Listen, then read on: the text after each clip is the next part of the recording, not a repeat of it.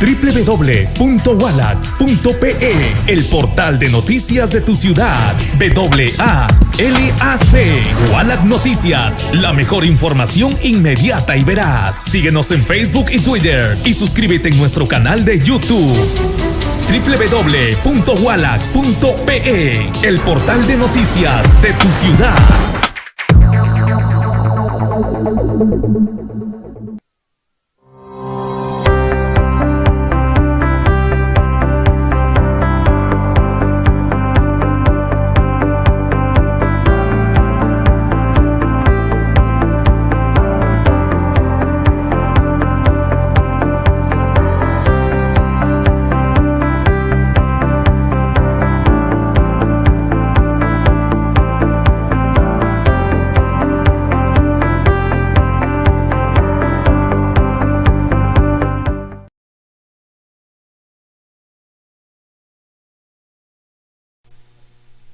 ¿Qué tal, amigos? ¿Cómo están? Estamos nuevamente con entrevistas a candidatos al Congreso de la República. Recuerde usted que está en la compañía del programa Tú Decides, este programa de la coyuntura electoral que se transmite lunes, miércoles y viernes y donde entrevistamos a candidatos al Congreso que postulan para representar a la región Piura. Este 11 de abril son las elecciones generales en todo el Perú. Esta vez nos acompaña la candidata Margarita Tábara. Ella va con el número 2 por el partido Juntos por el Perú. Candidata Margarita Tábara, gracias por estar con nosotros. Muchas gracias, señor César Flores, por la invitación.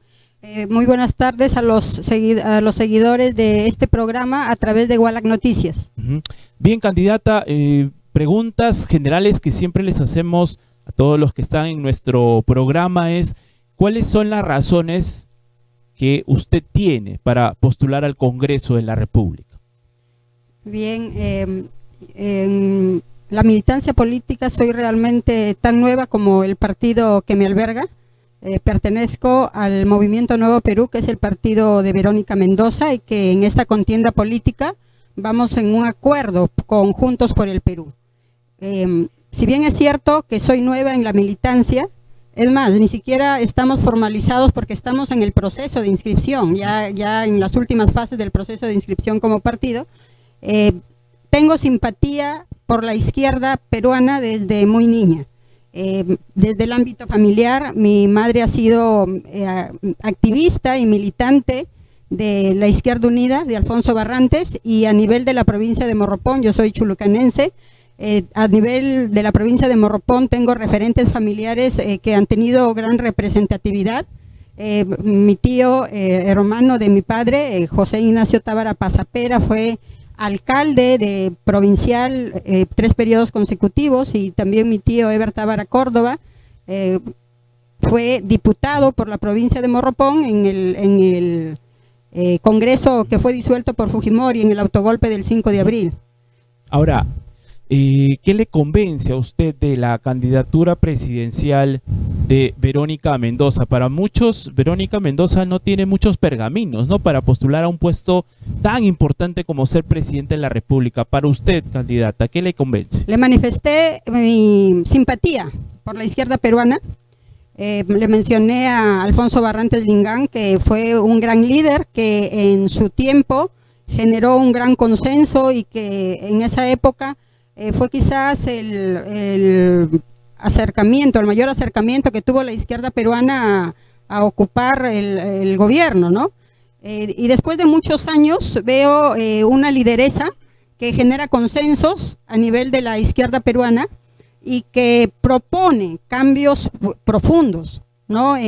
Sobre todo en el modelo económico, no en el régimen, sino en el modelo económico, de manera que se pueda favorecer a la mayoría de personas, que se gobierne para la gente y no para un grupo o para una oligarquía, ¿no?, como ha venido sucediendo a través de muchos años, en realidad a través de toda nuestra época republicana. ¿Qué cree usted que tiene Verónica Mendoza para asumir la presidencia, ¿no? Si llega a ganar, estará en un año del bicentenario complicado por pandemia y complicado por el tema económico. ¿Qué cosa usted dirá? Mire, Verónica Mendoza tiene esto, por eso es una buena presidenta. A una lideresa por el hecho de ser mujer y más por el hecho de ser de izquierda, se le exige todo, ¿no? Se le exige de todos los pergaminos y soy profesora, soy maestra formada en ciencias biológicas, en matemáticas, en ciencias físicas y aún así puedo decir que todos no podemos abarcar todo el conocimiento, ¿no? Entonces Verónica es una persona que tiene todas las cualidades para asumir el liderazgo principalmente, ¿no? Tiene el carácter que genera consensos y tiene un equipo que va a ser el que va a gobernar, no va a gobernar sola, un equipo que la acompaña y también bases, sobre todo, bases partidarias, formadas con democracia participativa, que eso es lo más importante para generar un liderazgo político. Ahora, usted nos ha contado ya en estos minutos que simpatiza con la izquierda desde hace muchos años. Siempre me he hecho esta pregunta, candidata. Actualmente, además de Verónica Mendoza con Juntos por el Perú, hay otra opción política de izquierda con Marco Arana y el Frente Amplio, y también está Perú Libre. ¿Por qué a la izquierda se le hace tan complicado ponerse de acuerdo en una sola candidatura? Pero se incide mucho en la división de la izquierda peruana dentro de las opciones políticas que, bueno, nosotros llamamos tradicionalmente izquierda y derecha. Hay muchos partidos, ¿no? Igual en la derecha hay muchos partidos, en la izquierda también. Eso es parte del pluralismo político, es parte de la democracia. Pero a la derecha se le hace más fácil consensuar porque consensúan en base a intereses económicos, mientras que a la izquierda se le hace más difícil consensuar porque nosotros tenemos que poner primero los principios políticos, nuestra ideología, nuestra formación principista. ¿Y cuál es la visión de país en ese sentido, de ustedes como izquierda? La visión de país es de la construcción de un nuevo pacto social. Le mencioné, estamos cerca al bicentenario, 200 años de república. Y en toda esa época ha primado un modelo económico basado en el extractivismo, en el entreguismo de nuestros recursos naturales, que ha beneficiado a una oligarquía, o sea, a un grupo, ¿no? A un grupo de poder económico. Y en ese año, así a grandes rasgos, el poder político ha servido al poder económico. Entonces, eso es lo que queremos cambiar. Queremos que se gobierne para beneficiar a la mayoría de peruanos. No sacar leyes con nombre propio, como la ley Klimper y tantas otras que existen. Muy bien, candidata. Entrando ya un poco a hablar de sus propuestas, estaba mirando un poco su red social en Facebook y entre otras propuestas, usted señala, por ejemplo, un uso total del 6% del PBI destinado al sistema educativo. Unos hablan de que hay que incrementarlo hasta un 10%. Otros señalan que el problema no está en aumentar el presupuesto, sino en ejecutar lo que hay. ¿Por dónde va la propuesta que usted tiene? Bueno, actualmente el reto a corto plazo es aumentar hasta 6%. Y efectivamente hay una tendencia a privatizar la educación pública, ¿no? Y a invertir poco en servicio educativo de calidad. Entonces, nuestra propuesta es la consecución del 6% del Producto Bruto Interno para educación. Es un primer paso, pero lo importante es qué se va a hacer con ese incremento presupuestal. Acá propongo legislar en favor primero de infraestructura inclusiva. Existe la ley de inclusividad educativa, de manera que los colegios públicos de educación básica regular asisten niños y niñas que tienen discapacidades de diferente tipo. Sin embargo, los colegios públicos ni siquiera tienen rampas. Empecemos por allí. ¿Hay equipos? No hay equipos para dar educación básica a niñas y niños que tengan discapacidad visual o discapacidad auditiva. O sea, es ejecución presupuestaria en infraestructura. Lo que infraestructura, aumento del piso salarial de los trabajadores de la educación, no solo de los profesores, sino de todos los trabajadores de la educación, educadores y también administrativos. También en lo que se refiere a la deuda, pago de la deuda social de maestros y mejora de las condiciones de los maestros cesantes. Ahora, es un tema bastante picante, ¿no? El tema de la deuda social, porque si uno revisa el presupuesto del gobierno regional, por ejemplo, gran parte del presupuesto, para este año son algo más de 5.000 millones de soles, gran parte se va en pagar planillas, pagar deuda social en el tema de educación y salud, pero se pone poco dinero en infraestructura. ¿Esa es la tendencia que usted propone? Pero el poco dinero que se ponga en infraestructura no es, digamos, es más bien la falta de efectividad de ejecución de las obras públicas, ¿no? Porque acá tenemos el caso ese tan sonado que fue del Colegio Fátima. Tantos años el colegio en construir el nuevo local y las estudiantes hacinadas allá en el Colegio Inclán. Si los padres no se ponen las pilas, digamos, no protestan y toman medidas, hasta ahora creo que no hubieran salido de ese hacinamiento y no hubieran entregado la obra completa. Hay sobrevaloración también allí. Nos quedan 2 minutos de este primer bloque. Usted conoce mucho el tema educativo, el sector educativo, y quizá un problema más urgente, en caso usted llegue a ser elegida congresista, será cómo cerrar esta brecha que ha dejado la educación digital, ¿no? Me decía el exdirector de educación, el señor José Luis Calle, que pues es una incertidumbre saber en qué nivel habrán egresado los chicos de la promoción 2020 y parece que este escenario se va a repetir en el 2021. Efectivamente, como medidas de corto plazo es asegurar que el Aprendo en Casa del año 2021 sea mucho más eficiente que el Aprendo en Casa del 2020. El Estado lanza esa estrategia de educación virtual sin prever las condiciones de conectividad y también valgan verdades las condiciones de pobreza de nuestra población, porque en el medio donde yo he trabajado podían haber tenido, haber hecho el esfuerzo de comprar un celular, un equipo, pero no tenían, por ejemplo, para recargas. O en las clases que se daban a través de la televisión, si los padres no tenían el cable, la conexión de cable a casa, ni siquiera podían ver el canal del Estado. Muy bien. Entonces, todas esas condiciones se pueden mejorar. Vamos a ir conversando más adelante, candidata, sobre este tema educativo. Vamos a ir a una pausa y vamos a retornar con las preguntas del público. Usted nos sigue a través de la multiplataforma de Wallach Noticias e Infomercado. Volvemos en unos minutos.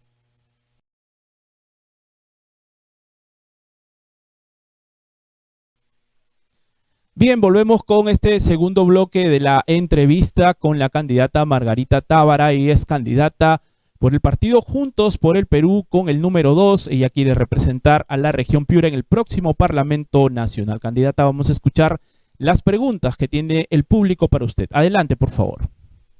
¿Cómo creará oportunidades para nosotros los pescadores si ya desde hace varios años los reglamentos van en contra de la pesca? Bien, ahí hay una pregunta, dice, ¿cómo usted creará oportunidades para nosotros los pescadores? Sí, entre las microempresas que están registradas, ¿no? A nivel regional, un buen rubro corresponde a lo que es pesquería, ¿no? Recursos hidrobiológicos, pesca, también maricultura. Y en realidad el total de empresas que han accedido al Fondo Reactiva, tenemos solamente 3.000 microempresas a nivel regional que han accedido a este fondo. Entonces habría que intensificar y poner nuevas reglas de juego para que sean las microempresas los que realmente necesitan ese fomento económico, los que accedan a esos créditos y de manera que se pueda impulsar, ¿no? Esa reactivación. Muy bien, ahí estuvo la respuesta a esta primera consulta de nuestros usuarios. Vamos con la segunda pregunta. Adelante, por favor. ¿Qué mecanismos utilizará o empleará para la formalización de los emprendedores? Bien, esta es una pregunta recurrente para todos los candidatos. Adelante, sí, por favor. Habría que especificar por rubros. Por ejemplo, hemos explicado hace momento lo que se refiere a las microempresas del sector pesquero. También tenemos a nivel regional, a nivel de las grandes urbes de nuestra región, los emprendedores mototaxistas. Entonces nosotros tenemos una propuesta para la formalización y la reglamentación del transporte público de vehículos menores. Esa propuesta ya ha sido presentada por un partidario nuestro, que fue Manuel Dagmer, en el Congreso que fue disuelto por Vizcarra, y obviamente a nivel de Lima no prosperó, porque en Lima los vehículos menores, llámese mototaxis, no son muy visibilizados, ¿no? Porque sabemos que el transporte en Lima es todo un monstruo. En cambio, a nivel de provincias, ¿no? Como Piura, de regiones como Piura, o también en la selva, ¿no? En Iquitos, por ejemplo, el transporte público es exclusivamente de vehículos menores. Y creo que los legisladores o los congresistas de provincia tenemos ahí un poco más de motivación para impulsar esa norma.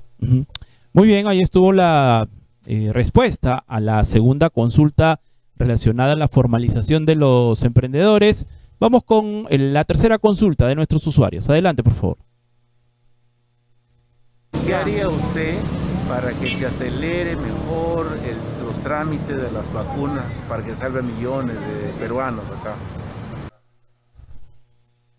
Muy bien, una pregunta de coyuntura, adelante. Muy bien, ese es un tema que ya está encaminado, hay contratos, ¿no? Con diferentes compañías farmacéuticas que están actualmente ofertando vacunas a nivel mundial. Hay contratos con Sinopharm, con las vacunas de Pfizer, y lo que tendríamos que hacer es una fiscalización profunda, ¿no? Para que no vuelvan a ocurrir cosas como las que están ocurriendo ahora, en que lastimosamente muchos funcionarios públicos han antepuesto sus intereses personales, ¿no?, a la necesidad pública. Por ejemplo, aquí los que tendrían que haber sido primero considerados son los trabajadores de la primera línea. Hay muchos médicos que han fallecido a causa del COVID por sobreexposición, por la llamada carga viral, ¿no? También policías, quizá militares, los trabajadores en general de la primera línea, que son trabajadores de salud y trabajadores de la seguridad ciudadana. Que han estado sobreexpuestos y que se cuentan entre víctimas, no héroes. Ahora, aprovechando esta pregunta y su respuesta también, candidata, hemos hablado ya del tema de educación un poquito, el tema de salud, ¿cómo se puede enfrentar la mejora de este sector tan golpeado, más aún por la pandemia, desde el Congreso de la República? ¿Qué iniciativas legislativas se pueden generar desde el Congreso? Aquí hay que tomar medidas urgentes respecto a la crisis sanitaria. En primer lugar, va a ser muy difícil cubrir la deficiencia de personal muy especializado, ¿no? Para, por ejemplo, intensivistas, por más que haya más camas UCI, falta personal. En primer lugar, pienso que se debe empezar por la debida ponderación de los derechos de los trabajadores de la salud. No es posible que estos trabajadores de la primera línea, que a veces se los considera héroes y yo pienso que más bien son víctimas, hayan tenido que trabajar en condiciones tan deplorables, incluso inhumanas, en medio de esta crisis. Si el régimen laboral de los trabajadores es muy heterogéneo, no tienen un régimen laboral único. Hay incluso trabajadores CAS y trabajadores por contratos por terceros. Ese es un aspecto. Otro aspecto es intensificar la atención primaria, que las postas de los centros poblados, de los distritos funcionen. ¿Y por qué esto no funciona? Porque es una promesa siempre de campaña y ya en gobierno también se habla de lo mismo, pero nunca se pone rueditas a estos proyectos. Yo no soy médica, pero tengo familiares que están muy involucrados aquí, una hermana médica y además sindicalistas, y un pedido recurrente siempre de la Federación Médica Peruana era la unificación de los sistemas de salud, ¿no? En que haya un sistema de salud por el MINSA, de los hospitales que dependen del Ministerio de Defensa. ¿Ustedes impulsarían esta ley de unificación del sistema de salud? En general, de la reforma integral, pero lo primero es atacar las condiciones de la crisis sanitaria, para que no sigan muriendo más compatriotas, para dejar ese triste primer puesto en letalidad por COVID-19 a nivel mundial. Bueno, eso tomaría por lo menos hasta el 2022, ¿no? Claro. O sea, deberían caminar en paralelo, en todo caso, claro, las reformas. Caminar en paralelo y empezar, y en todo caso la reforma, creo yo como sindicalista, sindicalista de educación obviamente, me solidarizo con el gremio médico totalmente, que la reforma tiene que empezar por las mejoras laborales de su personal. Y la infraestructura, obviamente, la modernización de la infraestructura y de los equipos es un tema más de largo plazo. Muy bien, vamos a ir a una pausa, candidata. Luego vamos a regresar con la pregunta y el comentario del panelista para luego terminar estos bloques de preguntas que hemos tenido con usted. Está con nosotros la candidata Margarita Tábara. Ella va con el número 2 por el partido Juntos por el Perú para representar a la región Piura. Usted no se mueva, volvemos luego de unos segundos. Adelante.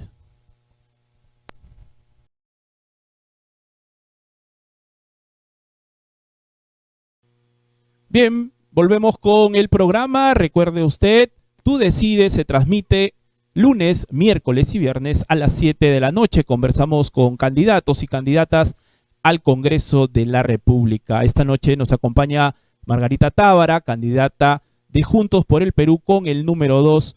En este momento ella va a escuchar el comentario de un panelista, quien también tiene una consulta para usted. Adelante, por favor. Margarita Tábara Valladolid postula al Congreso con el número 2 del partido Juntos por el Perú. Ella es licenciada en Ciencias de la Educación por la Universidad de Piura y además ha realizado una maestría en Administración de la Educación por la Universidad César Vallejo. En su experiencia laboral, ella ha sido profesora del Instituto Educativo José María Arguedas, además coordinadora del Instituto Educativo Estela Maris, y también ha sido profesora en el Instituto Educativo Elguero. Entre sus propuestas resalta la educación. Una de ellas es educación pública gratuita de calidad, la otra es mejores sueldos y pensiones para los maestros y aumentar la plaza para más maestros. Las siguientes preguntas que yo le planteo es, si un legislador al Congreso va para promulgar leyes, ¿usted con qué proyecto de ley impulsaría esas propuestas y cómo lo haría? Como sabemos, los congresistas no pueden ofrecer sueldos o aumento de sueldos. Gracias. Bien, ahí estuvo este comentario del panelista y las consultas para usted, candidata. Adelante su respuesta. Bien, existe en educación básica, existe ya una ley que es la ley 29944, ley de reforma magisterial, que tiene sus fortalezas y sus debilidades.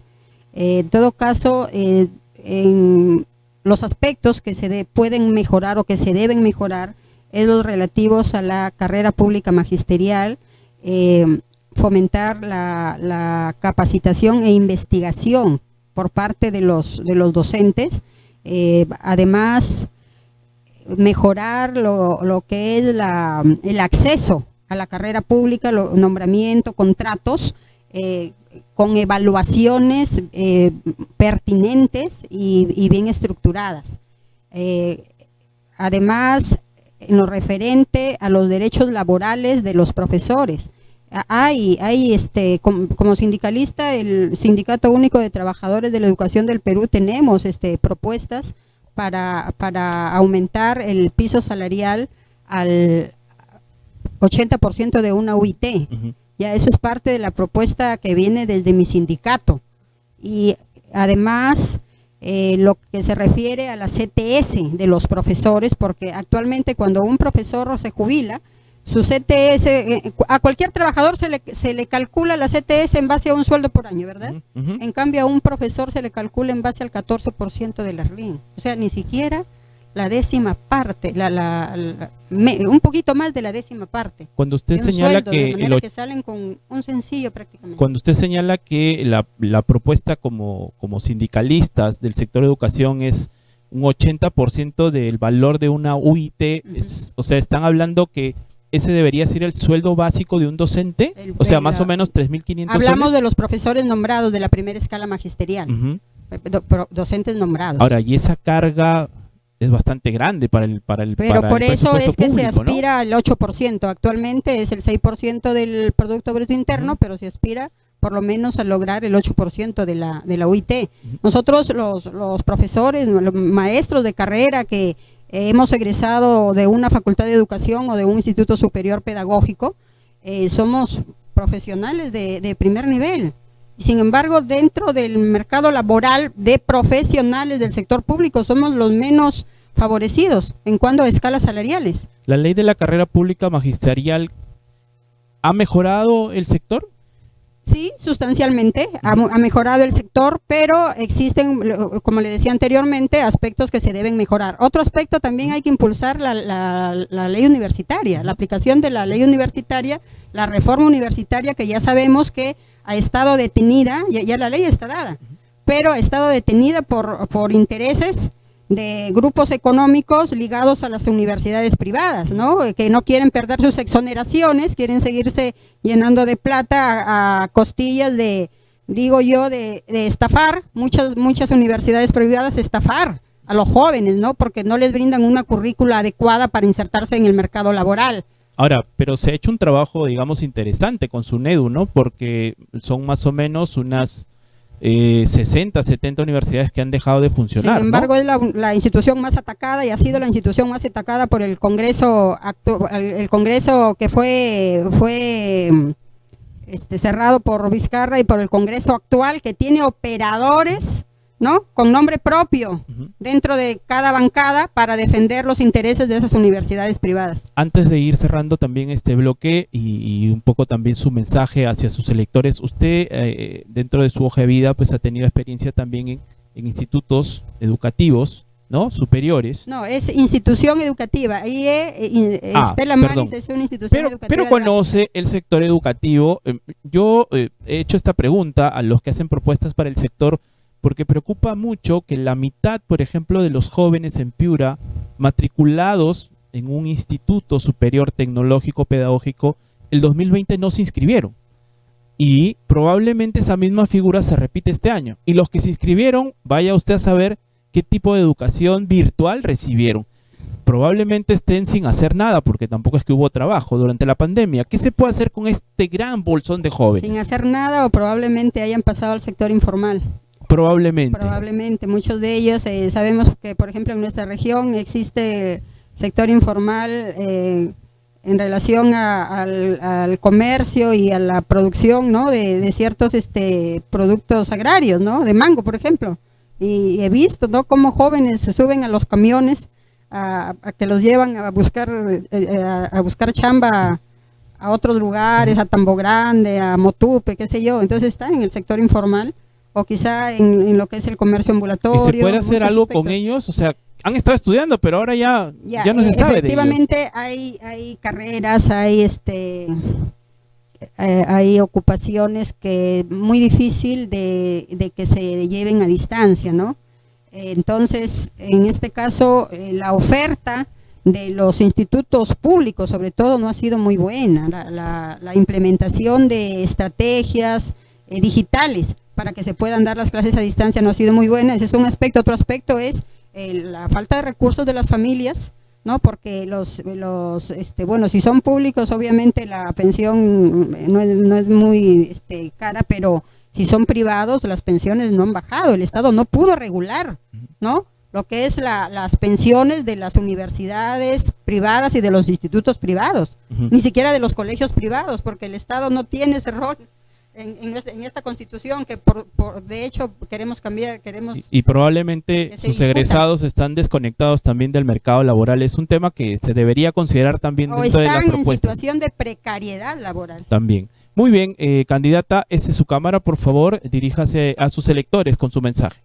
Muy bien, paisanas y paisanos piuranos, soy Margarita Tábara Valladolid, natural de Chulucanas, y postulo al Congreso con el número 2 de Juntos por el Perú. Me considero una representante de la renovación en política. Conjuntamente con Verónica Mendoza, formo parte de un proyecto político que busca reivindicar los derechos de los sectores más postergados, la defensa de nuestros recursos naturales, el empoderamiento de la pequeña y mediana agricultura como un sector estratégico importante de nuestra economía, la consideración del agua, del recurso hídrico como un derecho humano universal. Legislaré principalmente en favor de educación pública de calidad y de salud pública de calidad, porque como peruanos tenemos derecho a servicios públicos de calidad.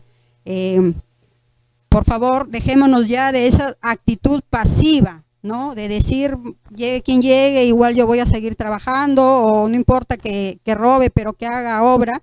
Los ciudadanos tenemos que empoderarnos, tenemos que informarnos para ejercer un voto responsable.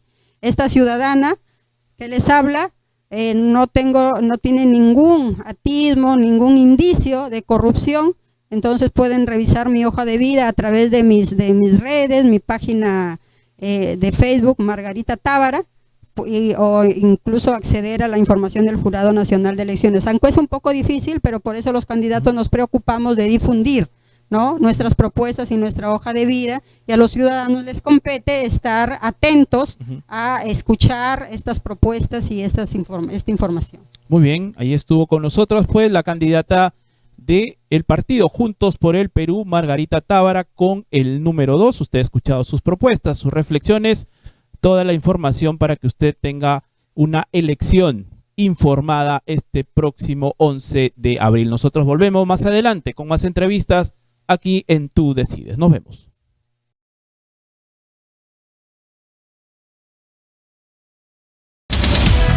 www.walac.pe, el portal de noticias de tu ciudad. WALAC. Walac Noticias, la mejor información inmediata y veraz. Síguenos en Facebook y Twitter y suscríbete en nuestro canal de YouTube.